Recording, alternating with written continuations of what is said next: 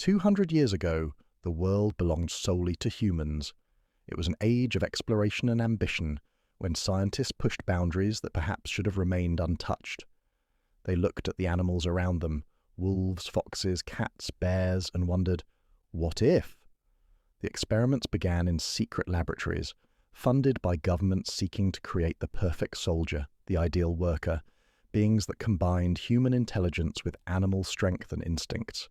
They called it the Genesis Project. They called it progress. They were playing God. The results were mixed. Some subjects emerged as demi-humans, individuals who appeared almost entirely human, with only subtle beast traits, enhanced senses, unusual eye colours, occasionally ears or tails that could be hidden beneath clothing. They were deemed successful, integrated into society, given rights, though always viewed as slightly lesser. But others, the majority, became what scientists coldly classified as failures.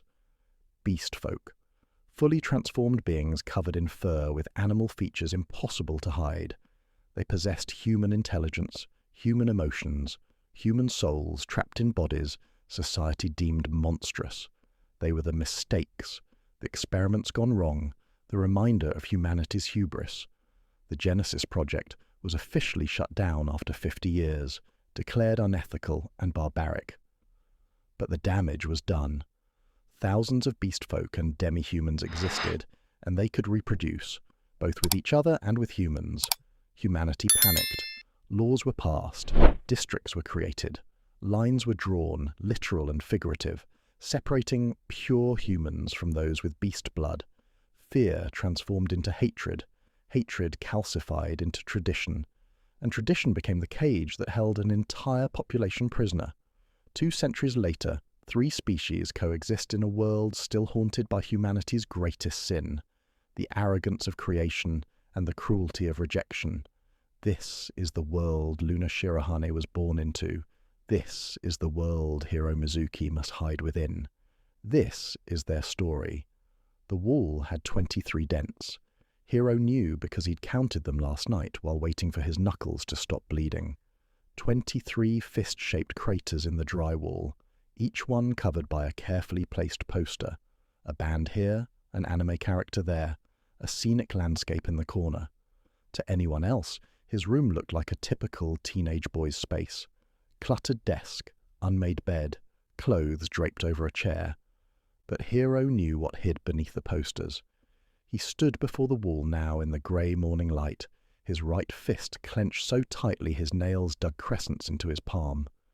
The bruises on his knuckles had faded to a sickly yellow-green, old wounds that never quite healed before new ones replaced them.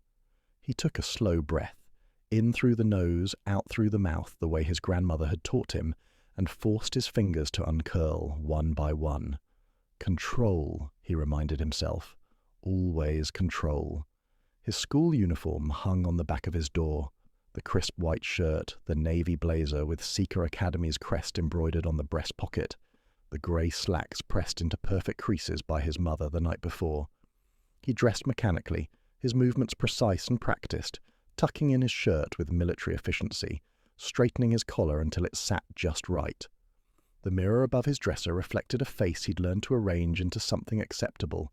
Dark hair that fell across his forehead just so, grey eyes that gave away nothing, a mouth that could curve into a smile on command. He practiced that smile now, watching his reflection like an actor preparing for a performance. "Another day," he said softly, his voice deeper than most 17-year-olds. A gift from his father's side of the family. The smile looked convincing enough. It touched the corners of his mouth, created the appropriate wrinkles around his eyes, even showed a hint of teeth. Perfect. The smile didn't reach his eyes. It never did. The morning air carried the sweet scent of cherry blossoms as Hiro approached Seeker Academy, petals drifting down like pink snow to carpet the sidewalk. It was the kind of picture-perfect scene that belonged on a postcard or in the opening credits of some optimistic slice-of-life anime.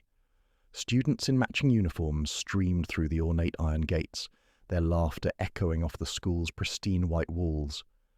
Hiro walked among them, a ghost in plain sight. "Hiro!" A hand clapped on his shoulder, and he turned to find Kenji Yamamoto grinning at him, his round face flushed from running. "Wait up, man!" "Morning, Kenji." Hiro's smile activated automatically, the practiced one he'd perfected in the mirror. "Did you finish the math homework? Problem 7 is killing me. I spent like 2 hours on it, and I'm pretty sure my answer is negative 12.5, Hiro supplied, adjusting his bag on his shoulder. "You probably forgot to account for the coefficient in the second equation. See, this is why you're a lifesaver." Kenji fell into step beside him, still talking about derivatives and tangent lines, his words washing over Hiro like white noise. They passed through the gates with dozens of other students, all chattering about their weekends and upcoming exams and who was dating whom. Normal things, human things. The spring sun warmed Hiro's face, and for a moment, just a moment, he let himself imagine this was real, that he truly belonged here, among these people, living their uncomplicated lives. Then the crowd ahead of them stopped. It wasn't a gradual thing. One moment, the flow of students moved steadily toward the main building. The next, they'd frozen in place as if someone had pressed pause on reality itself. The chatter died. Even Kenji stopped mid-sentence, his mouth hanging open. Hiro followed their collective gaze to the gates. She stood there like an apparition, backlit by the morning sun, so that her white fur seemed to glow with an otherworldly radiance. She was shorter than most of the students, maybe 5'3", with a slender frame that the modified Seika Academy uniform couldn't quite disguise. But it was her distinctly non-human features that held everyone's attention. White fur covered her arms and legs, soft and pristine like fresh snow. It continued up her neck and across her face, though thinner there, allowing her delicate bone structure to show through. Large wolf ears, the same snowy white, sat atop her head, twitching nervously as they swiveled to capture every whispered word, every sharp intake of breath. Her golden eyes darted from face to face, searching for something. Acceptance, maybe, or at least the absence of hostility. And behind her, barely visible beneath the hem of her modified skirt, a fluffy white tail tucked tightly between her legs, a beast folk, a full beast folk, not even a demi-human. Here, at Seika Academy. Hiro's chest tightened. "Holy shit," Kenji breathed beside him. Is that what I think it is?" The whispers started then, spreading through the crowd like wildfire. "A beast? At our school? I heard they were doing some kind of integration experiment, but I didn't think... God, can you imagine having to sit next to that thing in class? My mum's going to freak when I tell her. She already thinks the school is too progressive. Does she have fleas? She probably has fleas. I'm transferring. I swear to God, I'm transferring." Hiro's hands clenched into fists inside his blazer pockets. His nails bit into his palms, grounding him, keeping him from doing something stupid like shouting at all of them to shut up, to look at her face and see the fear there, the way her ears pressed flat against her skull, the trembling in her shoulders as she clutched her bag like a lifeline. "They don't understand," he told himself. "They can't understand." But he did. Oh, he understood perfectly. The beast girl, Luna, according to the papers his mother had been reading about the school's new inclusive education initiative, took a hesitant step forward. The crowd parted before her, students physically recoiling as if she carried some contagious disease. A group of third-year boys brushed past her, and one of them accidentally knocked into her shoulder. "Watch it, Mutt," the boy sneered, not bothering to look back. His friends laughed, the sound sharp and cruel in the spring morning. Luna's bag fell from her hands, spilling papers and textbooks across the cherry blossom-strewn path. She dropped to her knees immediately, gathering them with shaking hands, her ears pinned so flat to her head they almost disappeared in her hair. Her tail had curled even tighter beneath her skirt, and Hiro knew, he knew, she was fighting back tears. "Jesus," Kenji muttered, though whether in sympathy or disgust, Hiro couldn't tell. "This is going to be a disaster. My older sister graduated last year, and she said there were talks about this integration thing, but everyone thought it was just political posturing. Can't believe they actually went through with it." Hiro didn't respond. He watched Luna collect the last of her papers, watched her stand on unsteady legs, watched her take step into enemy territory. No one helped her. No one even looked at her directly, as if making eye contact might somehow contaminate them. The morning bell rang, and the crowd began to move again, flowing around Luna like water around a stone. She stood frozen in place for a moment, her golden eyes wide and lost, beforehand tough forcing herself forward. Hero lost sight of her in the press of bodies. His hands were shaking in his pockets. Hero's first 2 periods passed in a blur of equations and historical dates, his mind elsewhere even as his hand moved across his notebook in neat, precise lines. By the time the break bell rang, his leg was bouncing under his desk, restless energy building in his chest like steam in a pressure cooker. He needed to move, to breathe, to hit something. The hallway was packed with students transitioning between classes, their voices a dull roar that pressed against Hero's ears. He navigated through them with practiced ease, keeping his head down, his expression neutral, just another face in the crowd. At the intersection where the main hallway split into 3 different corridors, he veered left, away from the traffic, toward the rarely used side passage that led to the old music wing. The noise faded as he rounded the corner, replaced by the kind of silence that only came from empty spaces in the middle of a school day.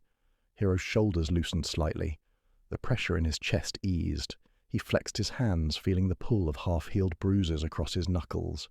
That's when he heard it, a soft, hitching breath that he recognized instantly as someone trying very hard not to cry. He stopped walking. There, in the shadowy alcove beside a row of dusty lockers, sat Luna Shirahan. She'd pulled her knees up to her chest, her tail wrapped around her legs, her face buried in her arms. Her whole body trembled with the effort of silent tears, her white ears pressed so flat they almost disappeared against her skull. Hero stood there frozen in the middle of the hallway, his mind racing. He could keep walking. Should keep walking. Getting involved would be complicated, would draw attention, would risk. Luna looked up. Their eyes met. His grey, hers gold. And the fear in her expression hit him like a physical blow. She expected mockery, expected cruelty, expected him to be like all the others. He found himself walking toward her before he'd consciously made the decision. Her body tensed as he approached, coiling like a spring ready to bolt. Up close he could see the tear tracks matting the fur on her cheeks, the redness around her eyes, the way her hands gripped her uniform skirt so tightly her knuckles. Furless, he noticed, just skin covered in fine white hair, had gone pale. Hero stopped a respectful distance away and did something that felt as natural as breathing, despite the years he'd spent suppressing it. He let his guard down, let his expression soften into something real, something gentle, something that said, "I see you, and I don't look away." "Lost?" His voice came out quieter than usual, pitched low so only she could hear. Luna blinked, surprise cutting through her fear.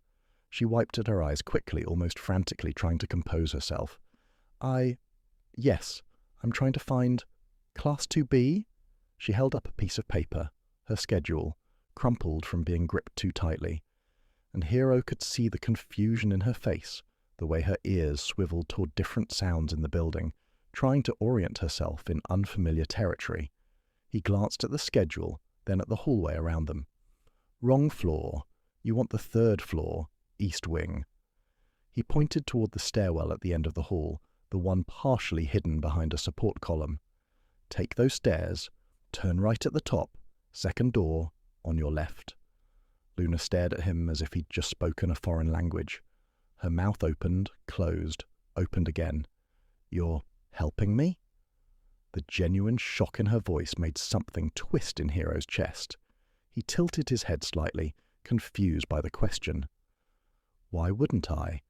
"Because I'm—" She gestured at herself, at her ears, her fur, her tail, and couldn't seem to find the words to finish the sentence. The silence stretched between them, heavy with all the things she wasn't saying. "Because I'm a beast, because I'm different, because everyone else treated me like I'm worth less than the dirt on their shoes." Hero's smile turned sad without him meaning it to. "A student," he said softly, "like me." He watched the words land, watched them register in her golden eyes like stones dropped in still water. Her ears lifted slightly from their flattened position, Her tail uncurled just a fraction. He should go. He had class. But something held him there for another moment, something that recognized itself in her fear and isolation. "Welcome to Seeker Academy," he said, then turned and walked away before he could do something stupid like offer to escort her to class, or ask if she was okay or any of the other things that pressed against his teeth, demanding to be said. Behind him, he heard her whisper, Who was that?" Hero smiled, a real smile this time, and kept walking. Class 2B fell silent the moment Luna stepped through the door. Hero was already at his desk near the window, a battered copy of a sci-fi novel open in front of him, when he felt the temperature in the room change. Every head turned, every conversation stopped. Even Kenji, who'd been enthusiastically describing some new video game, trailed off mid-sentence. Hero didn't need to look up to know who'd entered. He could feel the sudden tension in the air, could hear the shocked gasps and whispered exclamations, could practically taste the fear and disgust rolling off his classmates in waves. He forced himself to keep his eyes on his book, on the words that had ceased to make any sense, because looking up would mean seeing, and seeing would make him feel, and feeling would make him react. Ms. Tanaka cleared her throat sharply, the sound cutting through the whispers like a knife. "Ah," her voice was carefully neutral, the kind of neutral that was somehow worse than outright hostility. "You must be the transfer student." Hiro's grip on his book tightened. "Class," Ms. Tanaka continued with all the enthusiasm of someone announcing a root canal. "This is Luna Shirohane. She'll be joining us this semester as part of the school's new integration initiative." No one applauded. No one welcomed her. The silence was absolute, broken only by the sound of Luna's soft footsteps and the subtle swish of her tail as she moved. "You may sit." Ms. Tanaka paused, scanning the room with the air of someone solving a complicated puzzle. "In the back, there by the window." Hiro's head snapped up before he could stop himself. There were empty seats everywhere, the desk beside Ayaka Kuju in the second row, the one next to Kenji in the middle. 3 desks in the front row sat vacant because their usual occupants were out sick, but Ms. Tanaka was directing Luna to the very back corner, as far from everyone else as physically possible, while still being in the same room. Luna walked the gauntlet. Hiro watched students lean away from her as she passed, watched them pull their bags and belongings closer, as if proximity to her might somehow contaminate their possessions. Ayaka actually held a handkerchief to her nose, her pretty face twisted in exaggerated disgust. Luna's ears were flat again, her tail dragged on the floor. She reached the designated desk and sat down carefully, as if afraid the chair might collapse beneath her. The desks around her, in front, behind, to the sides, remained conspicuously empty even though the room was crowded enough that several students had to share tables. She was an island, quarantined, isolated. Hiro's hands clenched into fists under his desk. Ms. Tanaka launched into the morning announcements, upcoming exams, a reminder about the volleyball tournament, some fundraiser for the student council, and life resumed around Luna as if she didn't exist. Students whispered and passed notes and texted under their desks, the buzz of normal teenage activity that specifically excluded the white-furred girl sitting alone in the corner. Hiro tried to focus on his book, on the adventures of some spaceship crew exploring distant galaxies, but his eyes kept drifting to the back of the room. Luna sat perfectly still, her hands folded on her desk, her golden eyes fixed on the blackboard with desperate concentration, but he could see the tension in her shoulders, the way her ears twitched at every whispered comment, catching words not meant for her, but definitely about her. This is wrong. Something howled inside him, something he kept carefully locked away, something with sharp teeth and sharper rage. This is wrong. Wrong, wrong. He forced it down, breathed, counted backward from 10. Control.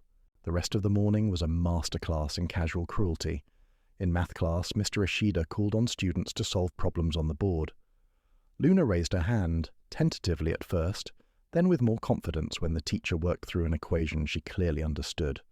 Her hand stayed raised for 5 minutes, 10, 15, while Mr. Ishida called on literally every other student in the class, including Kenji, who openly admitted he had no idea how to solve the problem. Luna's hand slowly lowered. Her ears drooped. In literature class, Mrs. Sato assigned group discussions about their current reading, a modern novel about family and identity. "Form groups of 4, she instructed, and the class immediately erupted into motion, friends clustering together, desks scraping across the floor. Luna stood awkwardly by her desk, looking around for a group to join. Hiro watched 3 different clusters of students actively turn their backs to her, watched them count heads with exaggerated precision. 1, 2, 3, 4, oh sorry, we're full. Until Luna was the only one left standing. Mrs. Sato barely glanced at her. You can work independently for today. So Luna sat alone while groups of 4 laughed and debated and bonded over shared analysis, her copy of the book open to the correct page, her pen moving across her notebook in careful, lonely strokes. By science class, Hiro was gripping his desk so hard he worried the wood might crack. Mr. Nakamura cheerfully assigned lab partners for the semester's chemistry experiments. Let's see, Kenji with Yuki, Hiro with Takeshi, Ayaka with... He consulted his seating chart. With Luna. Ayaka's face went through several interesting color changes. White, then red, then purple. Sensei, she said, her voice dripping with sugar-coated venom. I'm actually severely allergic to animal dander. My doctor says I need to avoid prolonged exposure to fur or I could have an asthma attack. Luna's ears pinned flat. Oh. Mr. Nakamura blinked, flustered. Well, we can't have that. Luna, you can work alone, and Ayaka can pair with Mickey instead. Thank you, Sensei. Ayaka's smile was sharp enough to cut glass. I'd hate to have a medical emergency because the school wasn't accommodating. Alone. Again. Luna moved her stool to a table by herself, set up her equipment with careful precision, and pretended very hard that she couldn't hear Ayaka and her friends giggling in the corner. Hiro's lab partner Takeshi was a nice enough guy. Quiet, studious, wore thick glasses that constantly slid down his nose, but even he leaned close to Hiro during their titration experiment and whispered, Heard she smells like wet dog when it rains. My older brother's girlfriend is in her homeroom. Hiro said nothing. He focused on the beaker in front of him, on the careful addition of reagents, on anything other than the red haze creeping into the edges of his vision. His hands didn't shake. They couldn't. He wouldn't let them. But the beast inside him growled, rattling the cage of his carefully constructed control. Lunch period couldn't come fast enough.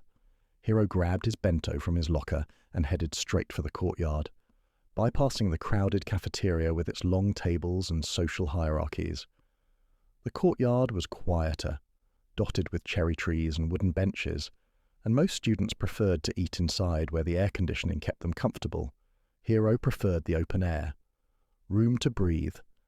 He found his usual spot, a patch of grass beneath an old cherry tree whose branches hung low enough to provide shade, and was settling down with his lunch when he saw her.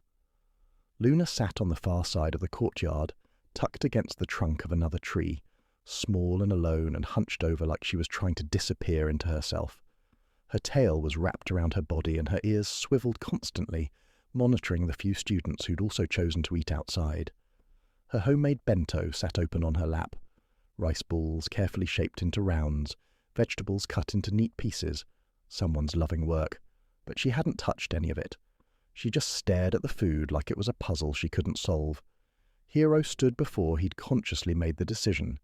His feet carried him across the courtyard, past the artificial pond with its lazy koi, past the flower beds maintained by the gardening club, until he stood a few feet from Luna's tree.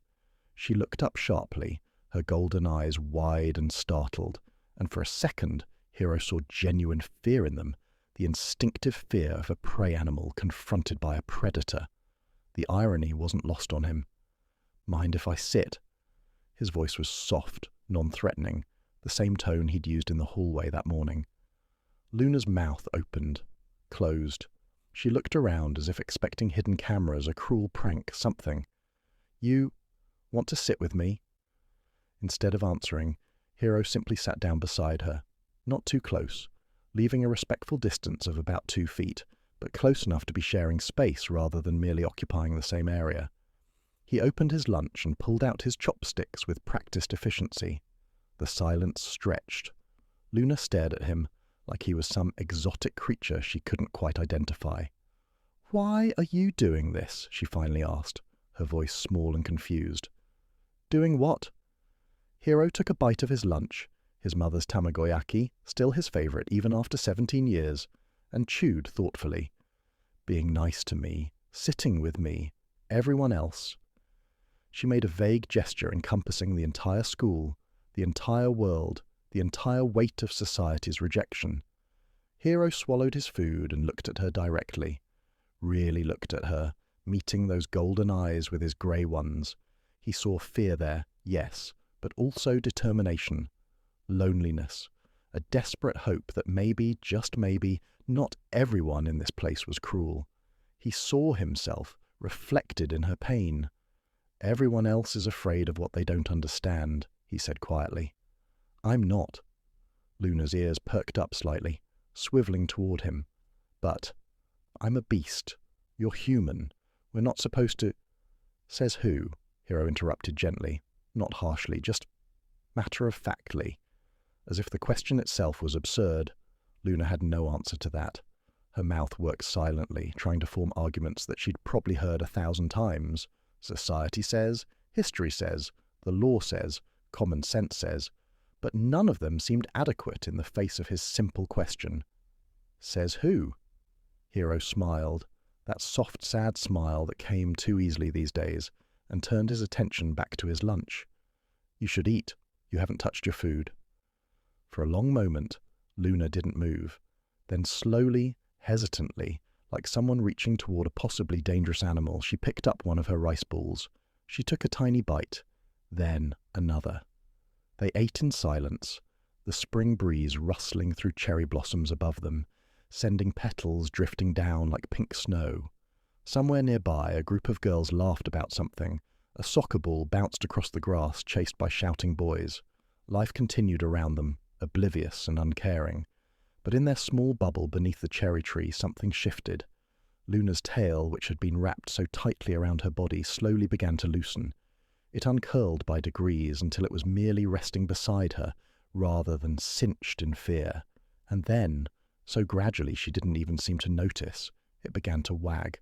Just slightly, just a gentle side-to-side motion that spoke of contentment, of happiness, of something approaching peace. Hiro noticed. He watched from the corner of his eye as Luna's whole body language transformed, as her ears lifted to their natural position, as her shoulders relaxed, as she took actual interest in her food. His smile became more genuine, warmer. "There," he thought. "That's better." They finished their lunch in companionable silence, and when the bell rang signalling the end of the period, they stood together. "Thank you," Luna said softly, "for sitting with me." "No thanks needed." Hiro brushed cherry blossom petals from his uniform. "Same time tomorrow?" Luna's eyes went wide. Her tail started wagging again, faster this time. You want to do this again?" "If you do." "Yes," the word burst out of her before she could stop it, loud and enthusiastic, and she immediately clamped her hand over her mouth, ears pinning back in embarrassment. Hiro laughed, a soft, genuine sound that surprised even him. "Tomorrow, then." They walked back toward the school building together, and Hiro pretended not to notice the stares, the whispers, the way Ayaka Kuju's pretty face twisted into something ugly as she watched them pass. Let them stare, he thought. Let them wonder. Afternoon classes crawled by with the same painful slowness as the morning, but Luna felt different, lighter somehow, like someone had removed a weight from her shoulders that she'd been carrying so long she'd forgotten what it felt like to stand straight. She had a friend, an actual friend. The thought kept repeating in her mind like a mantra as she suffered through modern Japanese, where the teacher called on her once and frowned at her accent, even though her answer was correct, and world history, where her group project partners introduced themselves, with all the enthusiasm of pallbearers at a funeral. "Hiro wants to have lunch with me again tomorrow." It was a small thing, objectively. One person being kind, one person treating her like a person instead of a contamination risk. But it felt like a lifeline thrown to someone drowning in deep water, and Luna grabbed onto it with both hands. The final bell rang at 3:30 p.m., releasing students from their academic obligations. Luna packed her bag slowly, taking her time organising her books and papers, hoping the hallways would clear out before she had to navigate them. But when she stood to leave, she found her path blocked. Ayaka Kuju stood there with 3 other girls flanking her like an honour guard. All of them were beautiful, in that effortless way some humans achieved. Perfectly styled hair, artfully applied makeup that looked natural, expensive accessories that somehow didn't violate uniform code. They looked like they'd stepped out of a fashion magazine. They looked at Luna like she was something stuck to the bottom of their shoes. "So," Ayaka's voice was pleasant, conversational, which somehow made it worse. "You're the beast everyone's talking about." Luna's ears flattened instinctively. She fought to keep her voice steady. "My name is Luna." "I don't care what your name is." Ayaka examined her nails with exaggerated disinterest. "I care that you're contaminating our school, our space, our air." Her friends giggled, a sound like breaking glass. Luna's hands clenched on her bag strap. "I'm not here to cause trouble. I just want to learn to what? Prove that beasts are just as good as humans." Ayaka's laugh was cold. "Please, you don't belong here. You'll never belong here. Go back to whatever hole you crawled out of." The words hit like physical blows, each one finding a weak spot, a fear Luna had been carrying since she first learned about the integration program. "They'll never accept you. You're not good enough. You're not—" "And especially," Ayaka continued, her voice dropping to something dangerous, "stay away from Hiro Mizuki." Luna's ears perked up despite herself. "Hiro? Why?" "Because he's mine." Ayaka's perfect face transformed into something ugly, possessive. "We've been in the same class since elementary school. I've been patient, giving him time, but this year—" She smiled, sharp and predatory.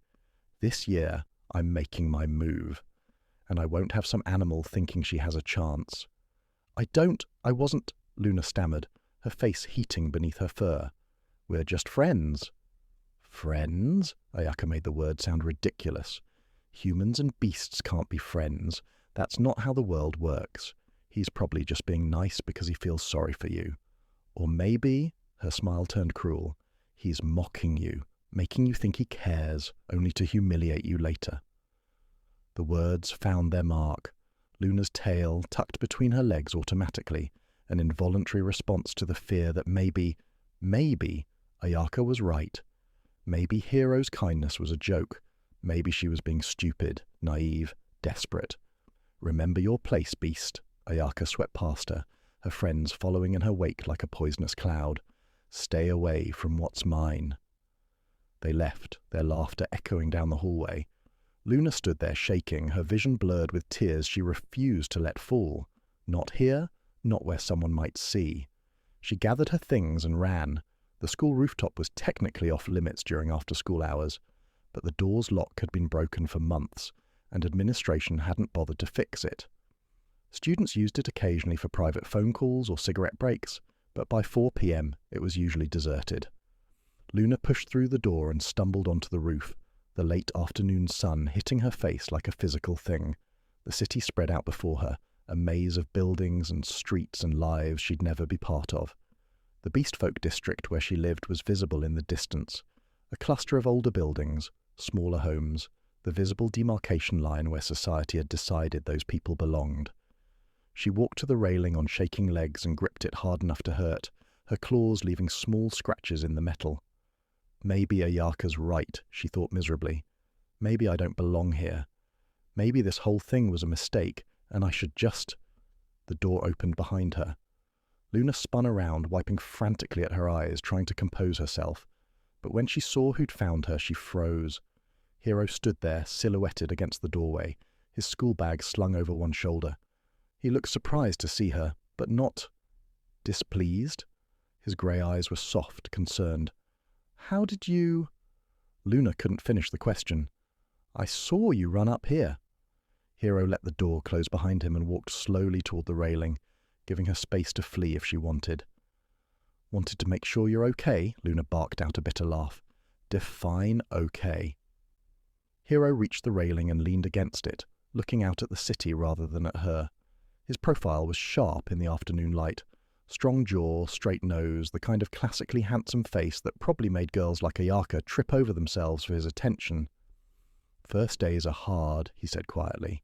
"That's an understatement." Luna's laugh was wet with suppressed tears. "I've been whispered about, avoided, insulted, threatened and isolated, all before 4 p.m. I'd say that's a pretty shit first day." Hiro winced at her language but didn't comment on it. Instead, he just stood there, solid and present and real, and somehow his silence was more comforting than any platitudes would have been. "Why are you so kind to me?" Luna asked, her voice cracking. "Really?" The question hung in the air between them. Hiro was quiet for so long that Luna thought he might not answer, that he'd deflect again with that gentle smile and change the subject. But then he spoke, his voice barely above a whisper. "Because I know what it's like." Luna turned to look at him fully. What's like?" "Not belonging." Hiro's smile was sad, achingly so, the kind of sad that spoke of deep wounds poorly healed. Being different in a way that matters to everyone else but shouldn't. Luna's breath caught. She stared at this boy, this human boy with his human features and human privilege and human acceptance, and tried to understand what he could possibly mean. "But you're human. You belong everywhere." Hiro's laugh was soft and bitter. "Do I?" Before Luna could ask what he meant, before she could press for details on that cryptic statement, Hiro shifted topics with the smooth practice of someone used to deflecting personal questions. "You did well today," he said, his voice returning to that gentle tone. "Better than you think. I cried in a hallway before school even started." "But you didn't run away." Hiro looked at her then, really looked at her, his grey eyes intense. "You stayed. You went to class. You endured. That takes courage, Luna." Her name on his lips sent a shiver through her that had nothing to do with fear. Her tail, which had been tucked miserably between her legs, started to wag slightly. She noticed and tried to still it, embarrassed. "Sorry?" She grabbed her tail, holding it to stop the motion. "I can't control it when I'm happy." Hiro laughed, a genuine warm sound that seemed to surprise him as much as it did her. "Don't apologize. It's—" He paused, searching for words. "It's nice, honest. Most people hide what they're really feeling." Luna felt her face heat beneath her fur. "I wish I could hide it sometimes. It's embarrassing having your emotions literally displayed for everyone to see." "I think it's brave," Hiro said softly, "being that honest about how you feel. Most of us spend so much energy hiding, pretending, wearing masks." He trailed off, his expression distant. "It's exhausting."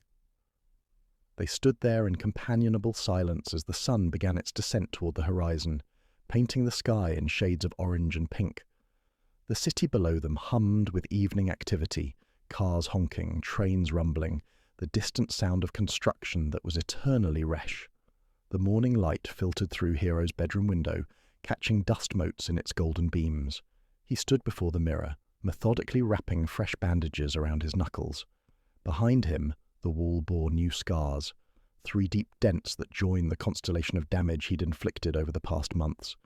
His reflection stared back at him, perfectly human. Grey eyes, pale skin, dark hair falling across his forehead. Normal, safe, controlled. "Stay calm," he whispered to himself, practicing the soft smile that had become his armor. "Stay in control." For a brief moment his eyes flashed gold. Hiro froze, heart hammering against his ribs. He blinked hard, forcing his breathing to steady. When he opened his eyes again, they were grey once more. "Not today," he breathed. "Please, not today." But even as he spoke, he could feel it beneath his skin, that constant churning presence. The beast, the wolf, the thing he'd spent his entire life learning to cage. His grandfather's voice echoed in his memory. "Control isn't about suppression, Hiro. It's about balance. If you fight yourself too hard, you'll break." Hiro grabbed his school bag and left before he could stare at the family photo on his desk, before he could see his grandfather's knowing eyes. Luna walked through the school hallway with her head higher than yesterday. The stares still came, sharp, judgmental, curious. The whispers still followed her like shadows, but something had shifted inside her, some small seed of courage that Hero had planted. She scanned the corridor, searching. Where was he? Then she spotted him, leaning against the wall near the science lab, absorbed in a thick paperback. Her tail began to wag before she could stop it, and she cursed the involuntary betrayal of her feelings. "Good morning," she said, trying to sound casual as she approached. Hero looked up and that smile appeared, the one that made her chest feel warm. "Morning. Sleep well?" "Better than I expected." Luna tilted her head, studying him. There were faint shadows under his eyes. "You?" "Fine." The lie came smoothly, practiced. Luna noticed his hands were shoved deep in his pockets, but she didn't press.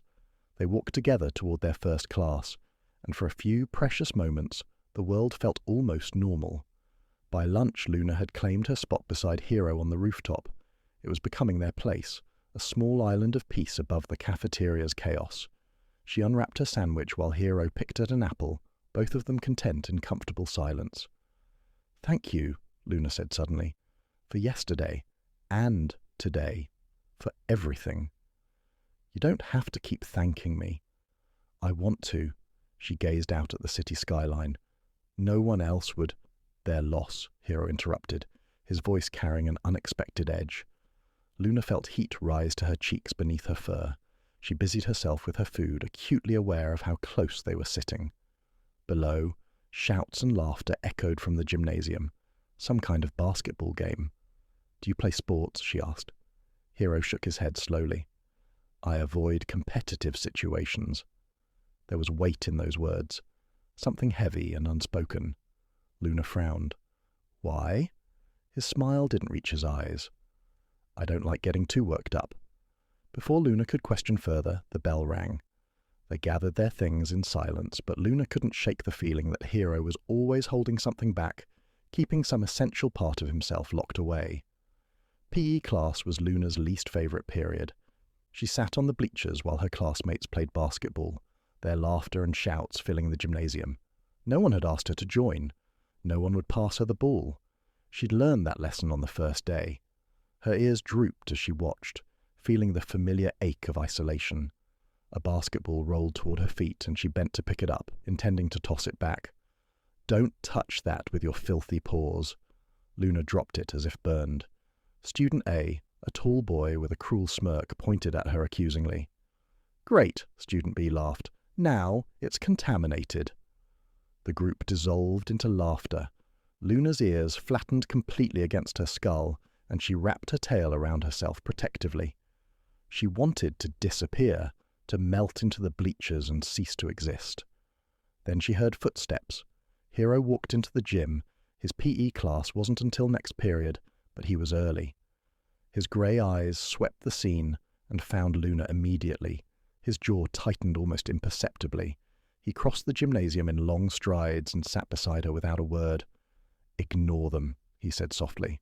"I'm trying." Luna's voice came out smaller than she intended. "But it's hard when—" "Hey!" A voice cut through the gym.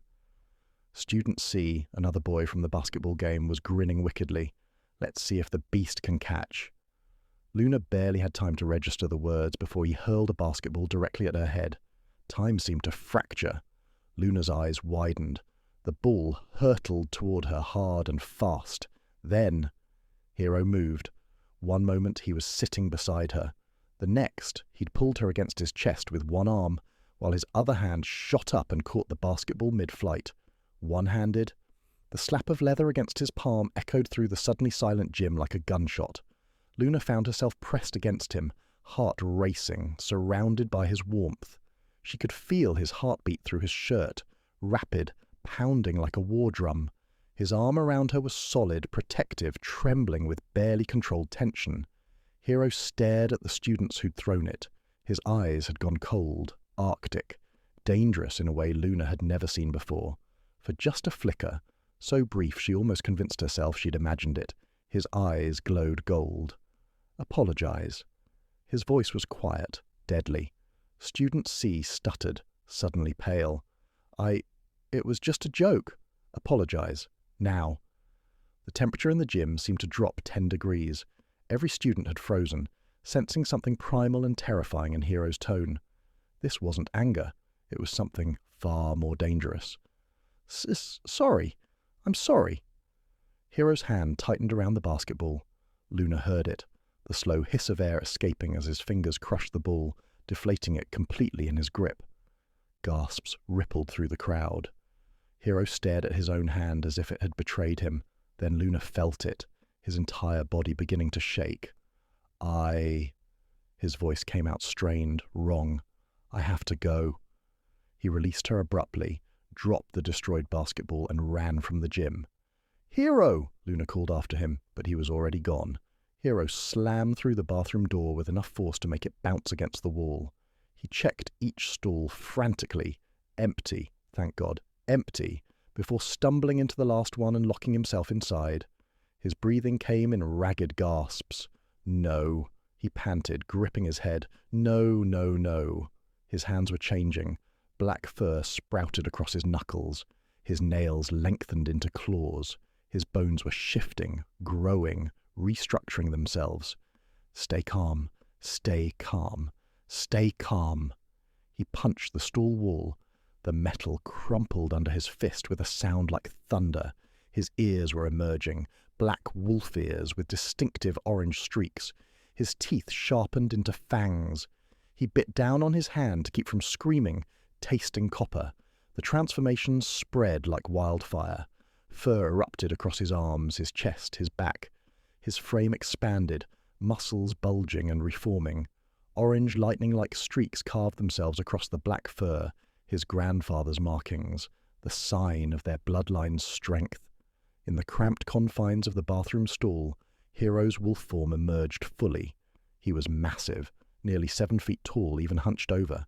His golden eyes glowed in the fluorescent light, feral and wild. Sharp fangs jutted from his muzzle. Powerful claws scraped against the tile floor. He looked nothing like Luna's soft, domestic wolf features. He was something else entirely, something dangerous, predatory, overwhelming, but also beautiful in a terrible, awe-inspiring way. "Control," he growled, his voice distorted and deep. "I need control." He forced himself to breathe, to think through the animal instincts screaming in his skull. His grandfather's lessons, the meditation techniques, the visualization exercises he'd practiced since childhood. Minutes crawled by. Slowly, agonizingly slowly, he pushed the transformation back. Fur receded into skin, claws retracted, bones shifted and compressed. The beast retreated into its cage, snarling and resistant. When it was finally over, Hero collapsed against the wall, human again, drenched in sweat and trembling with exhaustion. "Too close," he gasped. "That was too close." He stumbled to the sink and turned the water on cold, splashing his face repeatedly. When he finally looked up at the mirror, he froze. For a moment, just one terrible moment, he saw his wolf reflection staring back. Black fur, orange lightning streaks, glowing golden eyes, fangs, a monster. He blinked, and the image vanished. Human again. "I can't keep doing this," he whispered to his reflection. "I can't keep hiding." His human face stared back, offering no answers. "But if they see—" He gripped the sink until his knuckles turned white. "If she sees, they'll fear me, just like they fear her." He forced his smile back into place. It looked wrong, hollow. A mask over a mask over a mask. How much longer could he keep this up? After school, Luna searched the grounds for Hero. She'd been worried all afternoon. He'd disappeared after the gym incident and hadn't returned to classes. She checked the rooftop, the library, the courtyard. Finally, she found herself near the fountain, still looking. That's when she noticed something floating in the water. Her book, the novel she'd been reading at lunch. What? How did that? She bent down to fish it out, confused. Behind her, she heard footsteps and laughter. Luna looked up. On the second-floor balcony, Ayaka stood with her usual group of followers. She held a large bucket of water, tilted at an angle, aimed directly at Luna. "Oh, look," Ayaka said with mock sweetness. "The mutt dropped something." Luna's eyes widened in realization. "Let me help you cool off." Ayaka tipped the bucket. Water fell in a cascading sheet. Luna braced herself. Suddenly Hero appeared from nowhere. He covered her completely with his body, taking the full force of the water. It drenched him instantly, his uniform, his hair, everything. But he didn't flinch, didn't move. Luna found herself protected beneath him, completely dry. She looked up in shock. Water dripped from his hair, his clothes clinging to his frame, but his expression was what caught her attention.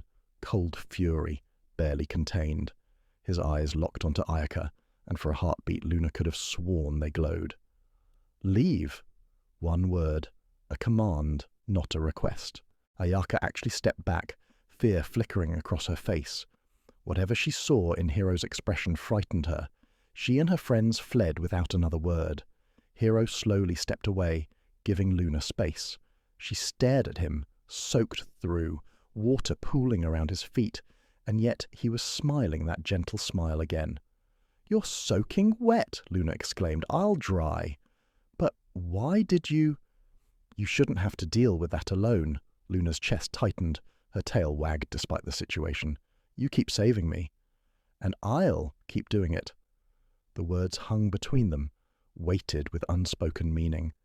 Then Luna noticed his hands, the bandages visible now that his sleeves were wet and transparent, dark stains seeping through. "Your hands, they're hurt." Hero quickly hid them behind his back. "It's nothing." "It doesn't look like nothing." Luna reached for his hand. He pulled away sharply. "Luna, it's fine." There was a wall between them suddenly, thick and impenetrable. Luna's ears drooped. "Why won't you let me help you?" The words came out more desperate than she'd intended. "You help me all the time, but you won't let me." "Because I don't need help." The sharpness of his tone made her flinch. Hero immediately looked stricken. "I'm sorry, I didn't mean—" "No, you're right." Luna stepped back, wrapping her tail around herself. "I shouldn't pry." She turned to leave. "Luna, wait." But she was already running, vision blurring. Hero watched her go, his fist clenched so tight his nails bit into his palms. "Idiot," he whispered to himself. "You idiot." That evening Luna sat in her room, hugging her tail for comfort. A knock sounded, and her mother entered, concern etched on her face. "Luna, you okay?" Luna looked up at her mother, another wolf hybrid, gentle and wise. "Mom, how do you help someone who won't let you help them?" Her mother sat beside her, stroking her daughter's fur soothingly. "Some people carry wounds they can't show. All you can do is be there. Be patient." "But what if he pushes me away?" "Then you respect his space. But you also let him know you'll be there when he's ready."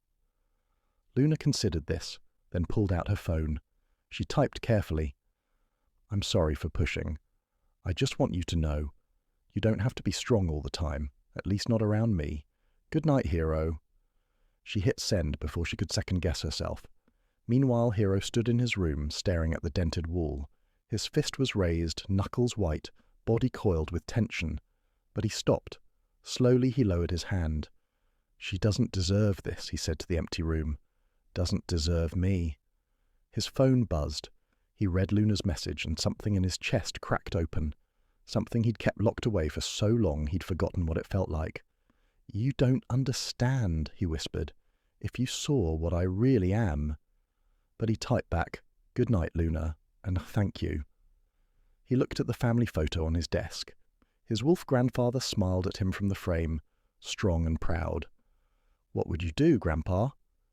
The photo offered no answers, but somehow Hero felt a little less alone.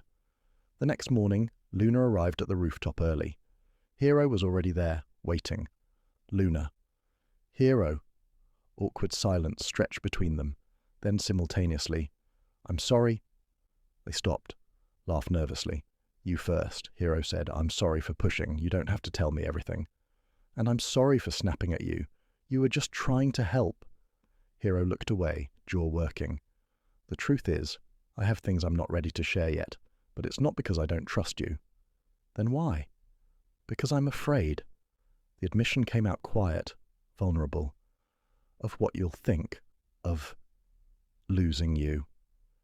Luna's eyes widened. "Lose me? Hero, you're the only friend I have here." She stepped closer, bridging the gap between them. "Whatever you're hiding, whenever you're ready, I'll listen, and I won't judge." Hero really looked at her then, her golden eyes, earnest and kind, her gentle expression, her tail wagging slightly with hope. Something in his carefully constructed defences crumbled. "You're too kind for this world, Luna." She smiled. "And you're too lonely for your own good, Hero." They stood there in the morning sunlight, closer than before. Not touching, but the space between them felt charged, electric. They walked to class together, and this time Hero didn't walk near her. He walked beside her. Their shoulders almost touched. Students still stared, still whispered, but somehow it mattered less. "Luna?